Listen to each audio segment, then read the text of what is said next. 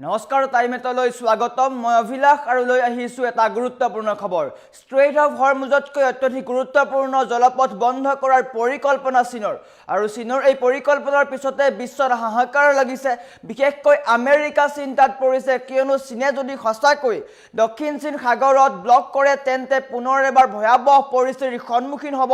বিশ্ব অৰ্থনীতি স্তব্ধ হৈ পৰিব চীনৰ এই পৰিকল্পনাক লৈ বিশ্বত এতিয়া চিন্তা পৰিছে বিশ্বৰ সমান্তৰালকৈ আমেৰিকা যুক্তৰাষ্ট্ৰ বেছিকৈ চিন্তাত পৰা দেখিবলৈ পোৱা গৈছে আৰু এই সন্দৰ্ভত চীনৰ পৰিকল্পনা কি লৈ আহিছো সবিশেষ জনাই আছো টাইমে বিগ ব্ৰেকিং এটা ডাঙৰ খবৰ ষ্ট্ৰেইট অফ হৰমুজতকৈও গুৰুত্বপূৰ্ণ সামুদ্ৰিক পথ বন্ধ কৰাৰ পৰিকল্পনা কৰিছে চীনে দক্ষিণ চীন সাগৰৰ প্ৰৱেশদ্বাৰত প্ৰথমবাৰৰ কাৰণে শক্তিশালী বাধা স্থাপন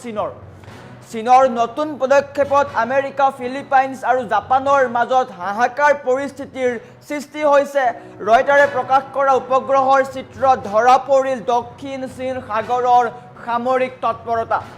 জাহাজ আৰু বিশাল বেৰিকেডেৰে প্ৰৱেশদ্বাৰ সম্পূৰ্ণৰূপে বন্ধ কৰাৰ প্ৰয়াস কৰিছে চীনৰ নিয়ন্ত্ৰণৰ ফলত এতিয়াৰ পৰা এই পথেৰে জাহাজৰ যাতায়াত দুৰূহ হ'ব বা কঠিন হ'ব স্কাৰবাৰ ষ্টলৰ ওচৰত চীনে স্থাপন কৰিলে এক বিশাল বেৰিকেড যাৰ ফলত সেইফালেৰে অন্য দেশৰ জাহাজ যাব নোৱাৰে কেৱল সাগৰৰ ওপৰত নহয় সাগৰৰ তলতো ছখনকৈ সাবমেৰিন নিয়োগ কৰিছে চীনে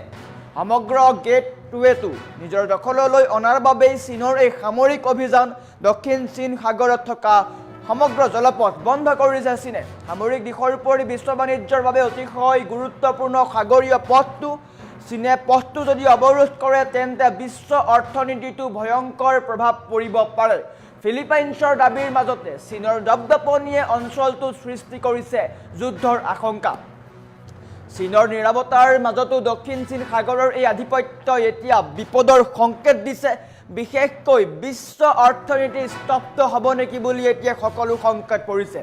কিয়নো দক্ষিণ চীন সাগৰত চীনে নিৰ্মাণ কৰিব সামুদ্ৰিক দেৱাল কেৱল সাগৰৰ ওপৰত নহয় সাগৰৰ তলতো সাবমেৰিন নিয়োগ কৰিছে চীনে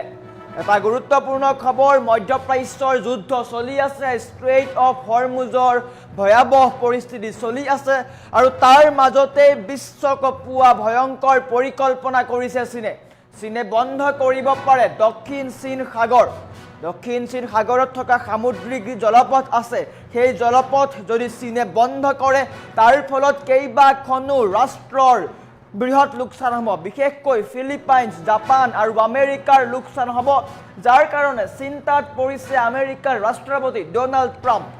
ট্ৰাম্পে মধ্যপ্ৰাচ্যৰ যুদ্ধ চলাই আছে আৰু সেই যুদ্ধ চলাই ৰখাৰ মাজতে এতিয়া এটা গুৰুত্বপূৰ্ণ বা ভয়াবহ তথ্য আহি পৰিছে বাতৰি আহিছে যে দক্ষিণ চীন সাগৰত চীনে দেৱাল নিৰ্মাণ কৰিছে যাৰ ফলত সেইফালেৰে যোৱা জাহাজ বন্ধ হৈ পৰিব চীনে যি কাম কৰিছে সেই কামক লৈ এতিয়া হাহাকাৰ লাগিছে বিশ্বত বিশেষকৈ আমেৰিকা চিন্তাত পৰিছে হৰমুজ জলদ্বীপতকৈও ভয়ংকৰ হ'ব পাৰে এই অৱৰোধ আমেৰিকাই ষ্ট্ৰেইট অফ হৰমুজত যি অৱৰোধ কৰিছিলে তাতোতকৈও ভয়াবহ হ'ব পাৰে এই অৱৰোধ কিয়নো চীনৰ মহাপৰিকল্পনা বিশ্ব বাণিজ্যৰ প্ৰাণকেন্দ্ৰ স্বৰূপ দক্ষিণ চীন সাগৰৰ ওপৰত সম্পূৰ্ণ আধিপত্য বিস্তাৰৰ পদক্ষেপ গ্ৰহণ কৰিছে চীনে আৰু এই পদক্ষেপৰ ফলতে সমগ্ৰ বিশ্বৰ মাজত এতিয়া চাঞ্চল্যৰ সৃষ্টি হৈছে শেহতীয়াকৈ ৰয়টাৰ্ছে প্ৰকাশ কৰা উপগ্ৰহৰ চিত্ৰত দেখা গৈছে যে চীনে দক্ষিণ চীন সাগৰৰ কৌশলগতভাৱে গুৰুত্বপূৰ্ণ প্ৰৱেশদ্বাৰসমূহ জাহাজ আৰু বিশাল বেৰিকেডেৰে বন্ধ কৰিবলৈ আৰম্ভ কৰিছে যিসমূহ গুৰুত্বপূৰ্ণ জলপথ আছে সেই সকলো জলপথ বিশাল বেৰিকেড দিয়া হৈছে আৰু এনেকৈ জাহাজ ৰখাই বন্ধ কৰি দিয়া হৈছে স্কৰবাৰ স্থলত বিশাল বেৰিকেড ফিলিপাইনছৰ অতি ওচৰত অৱস্থিত স্কৰবাৰ অঞ্চল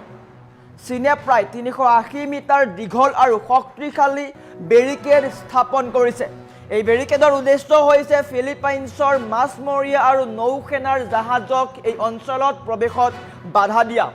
ইয়াৰ ফলত এতিয়াৰ পৰা এই পথেৰে যিকোনো ধৰণৰ যাতায়াত কৰাটো অত্যন্ত কঠিন হৈ পৰিব আনহাতে জলভাগৰ তলত সাবমেৰিনৰ পহৰা দেখিবলৈ পোৱা গৈছে কেৱল সাগৰৰ ওপৰতে নহয় পানীৰ তলতো চীনে নিজৰ শক্তি প্ৰদৰ্শন কৰিছে চোৰাংচোৱা সূত্ৰৰ তথ্য অনুসৰি এই গেটৱেটো সুৰক্ষিত কৰিবলৈ চীনে সেই অঞ্চলত প্ৰায় 6খনকৈ ছাবমেৰিন মোতায়েন কৰিছে। ইয়াৰ অৰ্থ হৈছে চীনে এতিয়া আকাশ, মাটি আৰু পানী তিনিওটা দিশৰ পৰাই এই সামুদ্ৰিক পথটো নিজৰ নিয়ন্ত্ৰণলৈ আনিছে।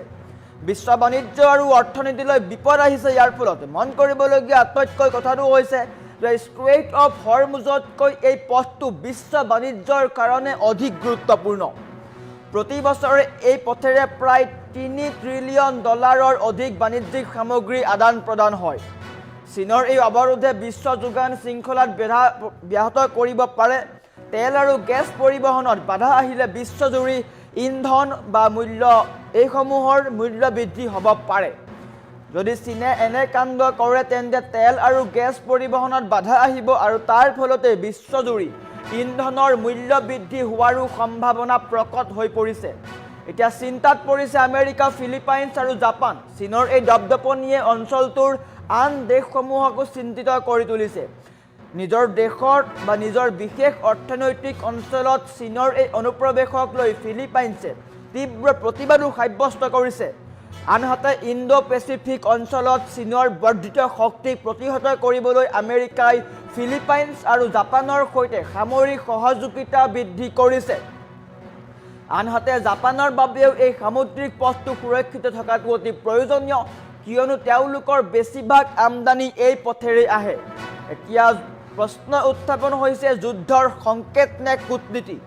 আন্তৰ্জাতিক আদালতে ইতিমধ্যে এই অঞ্চলৰ ওপৰত চীনৰ দাবীক অগ্ৰাহ্য কৰিছে যদিও চীনে তাক মানি ল'বলৈ অস্বীকাৰ কৰিছে।